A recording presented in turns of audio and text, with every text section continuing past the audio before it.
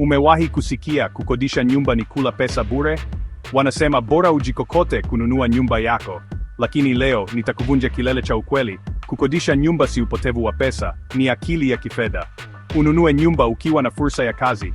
Kukodisha kunakupa uhuru wa kuhamia popote na wakati wowote kufuata fursa za kazi, masomo au maisha. Una deni la kudumu kwenye eneo ambalo huwezi kuondoka. Ununue nyumba, ununua matatizo.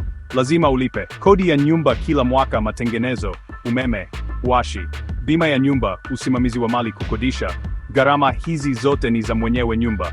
Badala ya kutumia milioni kununua nyumba moja, wekeza kwenye biashara yako mwenyewe, elimu na ujuzi wako, soko la hisa na dhamana. Faida ya uwekezaji huu inaweza kuzidi thamani ya nyumba.